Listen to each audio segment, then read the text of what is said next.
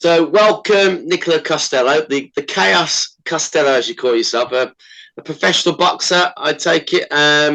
Thank you so much for joining us on our motivation inspirational project, our interviews, as a new beginning for these interviews to really start to really push this legacy of motivation inspiration for our community, not only locally, nationally, but also globally.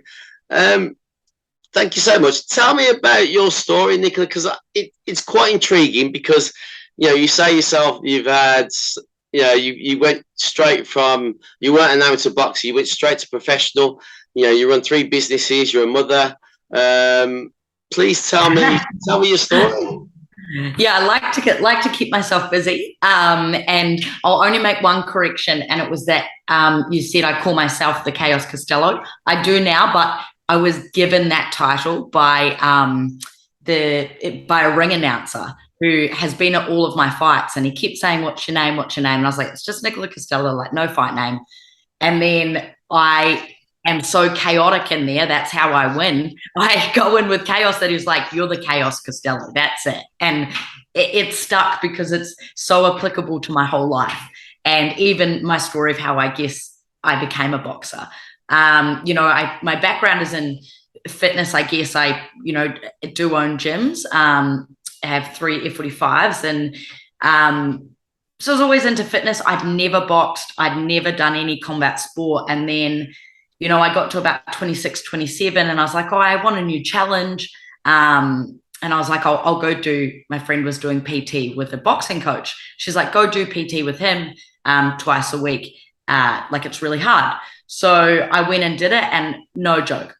I am probably the most unnatural boxer in the world. And I loved that. I loved how challenging it was and that you can continually see progress, I guess. And that's really satisfying. So yeah, I got into it and then we went and had a corporate fight. It was in a car park. There was it was pretty wild and I finished it in 28 seconds and I never looked back. I was like, this is me and we've kind of run with it since.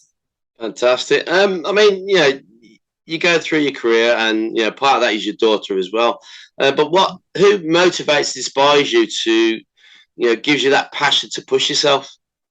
Yeah, I know this is going to sound really cheesy, but my daughter is my biggest motivation and my biggest inspiration. I think that it's something I didn't understand. Like, obviously, I know people love their kids and stuff, but it just changes you. It alters your whole view on the world, and you become really resilient because all that matters is kind of them and giving them the best example. And parenting's not easy. It's challenging and you're busy and stuff. But I guess when it comes to boxing, and because they coincided in terms of her birth and then my first fight, like professional fight, I've grown in them both together. So she's definitely my biggest motivator, and I want to inspire her and motivate her. And not like I would love her to be a boxer. I would definitely want to, but I don't care if she does boxing. I just want to inspire her in terms of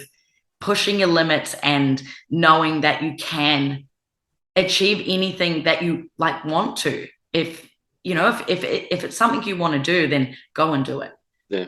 Okay, that's great. Thank you. I mean, we talk about motivation quite a lot, and and now moving forward with mental health itself and the impact of mental health since the last 2 years and where we are in economically as well. Why is motivation and inspiration so important to support other people? I personally, I think that everybody deserves and needs a role model and someone, and that's what I see as someone who motivates and inspires, and someone that, and I talk about this a lot in kind of my story, I guess, and why I jump at the opportunities to talk to people like yourself is that I didn't have those role models growing up. I didn't have someone that I could see that I was like, oh, they're like me. So I spent the majority of my life, and especially my young life, thinking I was so different. And then I guess as coming an adult and loving myself for my differences, people loved me. People are like, oh my God, I like, you're amazing. And they would think that I'm someone who's always been like that. But it's like, I've probably come across that way, but no, I always struggled with not having a role model or someone who inspired and motivated me that I could relate to. So I guess, yeah, for myself, that's really important. I think that for communities and, just people in general, it's seeing people that you can kind of relate to. If that makes sense.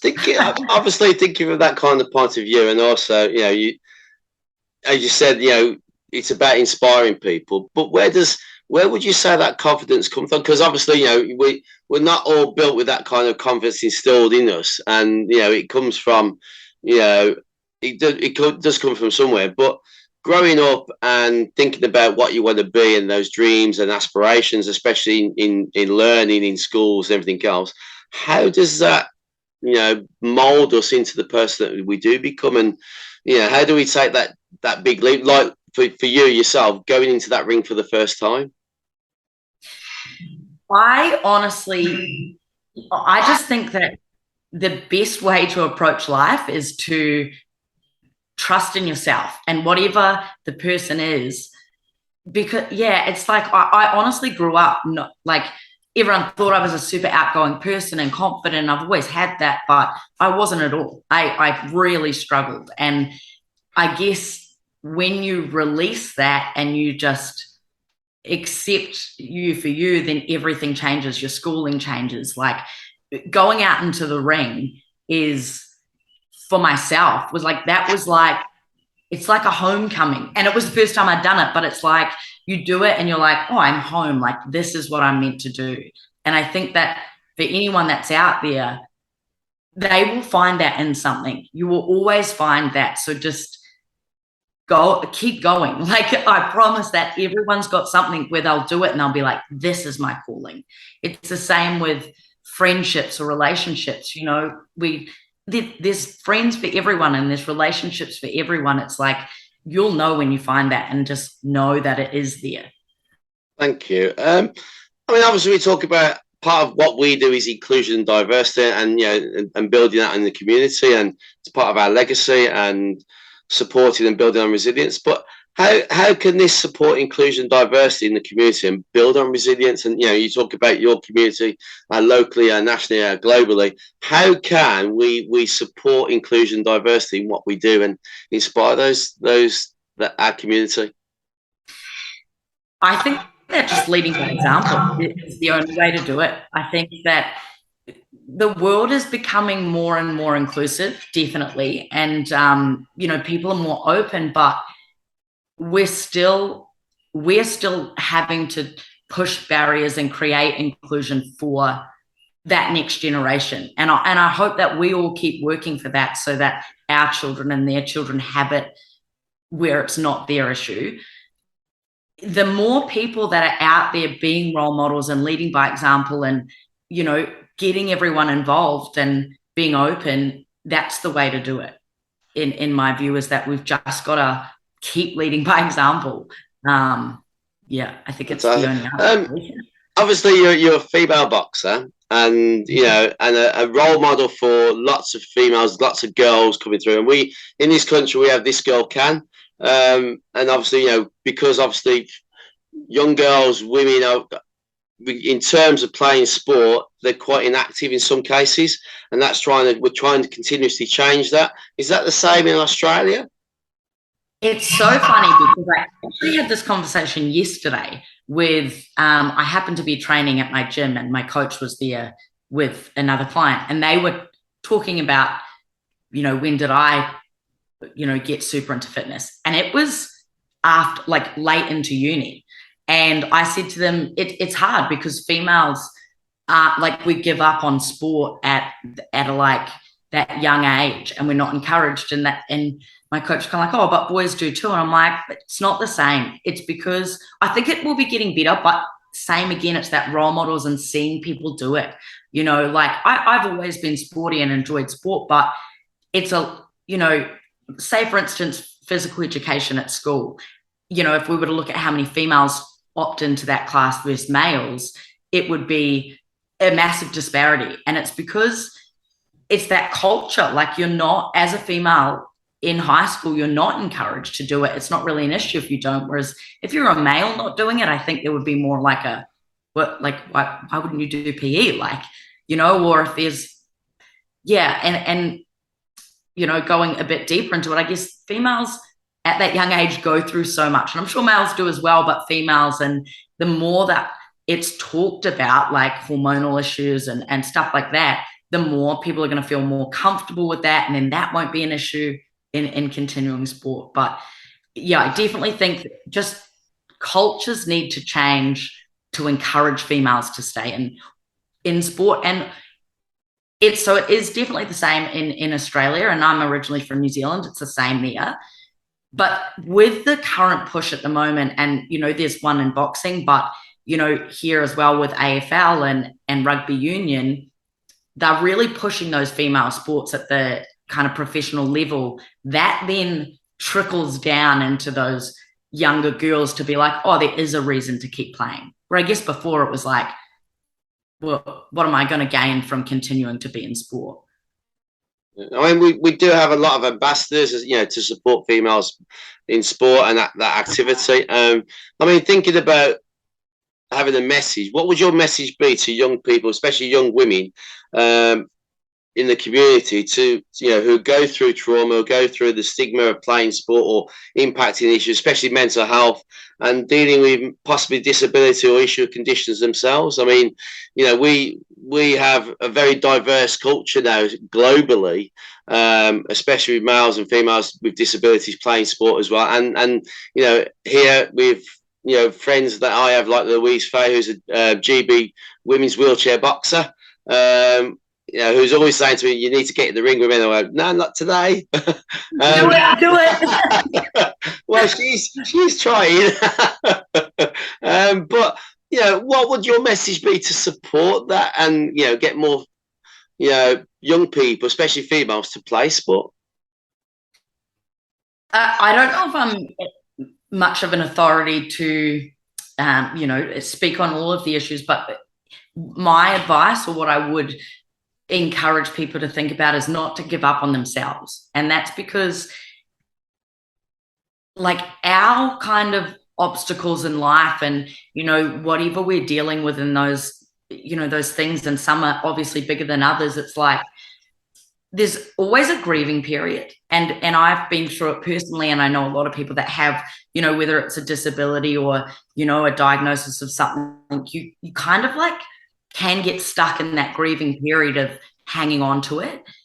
Don't give up on yourself, because they're the things that will make you stronger and make you better. And sport especially is something that gives back so much. Like, you gain so much from sport. You gain confidence, you gain friendships, you gain resilience. It's like, allow yourself the grieving period, but never give up on yourself in terms of moving through that, because what's past it is going to be the best because of what you've been through. Brilliant, thank you. I mean, with regards to your own experiences and how you take care of your mental well-being as part of your daily life, how does this build on your resilience and determination? I have to train. I was at my partner will be like, if I'm having a bad, she'll literally be like, have you trained? Can you just go exercise? Like, no matter what's happened, you know, it becomes that outlet of feeling good about yourself. And kind of like you've achieved, I don't know, it's just something for me personally, that I have to. But, you know, I battle a lot of mental health issues, and I have since super young, and comes back to not having those people to look up to. And, you know, obviously battle neurodiversity as well. And it's like, yeah, for myself, I have to do things that make me feel like I've achieved something, I guess. So for me, you know, training is one of those things, and not because I feel guilty if I don't train, but I just feel like I've given back to myself if I do. And it sets me up for a good day. So I get that, because obviously, you know, for me myself personally, I do a lot of community work, but I also do. I mean, I play wheelchair basketball because of the amount of fractures I have in my spine. But the thing I find really interesting is that when you miss a training session, you do feel like, why have I missed that for? And you always question yourself and feel that kind of guilty. And I think that it's imperative, especially with that kind of philosophies, that by training you actually release those kind of that energy to support where you're going in the future. If that makes sense. 100%. And as a PT as well, like I hate when people have guilt associated with saying eating bad, or like they eat something they have guilt, or they don't train, they feel guilt. I really look at it like, no, think about that. Like when you do train, you feel great. And when you eat well, you make the good choices.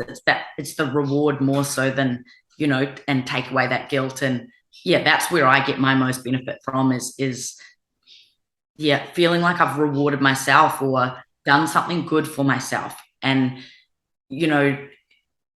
with stuff that I battle, it's like I need that, because that's me working towards the best version of me.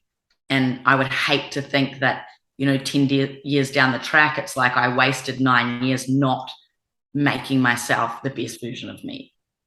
Brilliant. We have a quick fire round, which is in our interviews, and I put this in last year to support a bit more knowledge about our interviewees. So it's 5 questions, quick fire round, just one word answer if possible. And here we go. So are you ready? Oh God, I'll try to do one word, but yes. Okay. So what is your favourite food? Cereal, definitely. Favourite drink? Pepsi Max or coffee or spicy margarita. I know I was meant to do one, but even between the 3. That's okay. Favourite film or TV show? Romeo and Michelle's High School Reunion. Okay. Favourite music? Anything from the early 2000s. S Club 7, Backstreet Boys, all that. And if you had a superhero power, what would that power be and why? It would be to choose any superpower on any day. Any of them. That would definitely be the superpower I'd choose. Right. Nicila, we've got 2 final questions before we finish the interview, and we like to look at the future. So, what is the next aim for Nicila the Chaos Costello with regards to your career and where you're going future wise? Look, I think like everybody in my position, we want to be a world champion, and I'm fortunate enough that I'm on track for that. I can't say what it is, but I do have an announcement coming that is a really, really big fight, and it will be in December this year. That's career changing. So for me, my future looks like getting that one out of the way. And I think I would love to come to, because are you based in like England? We are, yeah, UK, Birmingham, yeah. UK, yeah. Yeah. I would love to go across to England and fight out of there for a while. They've got the best, development of female boxing and a lot of, people making moves. That's where I would love to go. My partner's Scottish, so like British anyway, but she thinks I can't handle the cold. She's like, you will not last. So we might only be able to go in summer, but I would love to see that because I'd really love to do a big fight, and whether it's Madison Square Garden or Las Vegas or somewhere in Leeds, like somewhere big, that would be phenomenal. Fantastic. And a final question, which we've used all the way through our interviews, is if you could think of a quote to support motivation and inspiration, what would that quote be and why? I would say always be unapologetically yourself. And to expand on that, it comes back, I guess, to everything I've said, that once people embrace themselves and choose to, or in themselves feel like this is who I am and I love this person, everything in their life changes, positively towards that. And they'll start seeing whatever road they're meant to go will kind of pave its way out. Fantastic. It's been a pleasure to interview you, Nicila. And, I hope you do come over to the UK and fight some fights over here. We'd love to get you over to the UK and introduce you to Louise, who's our wheelchair boxer as well, and get you in the ring and have a chat with her as well, because that would be really exciting. So I hope your announcement is fantastic and the future looks bright for you. And we see you fighting for the world champion belt as well. So it's been a pleasure to interview. Thank you so much for doing the interview.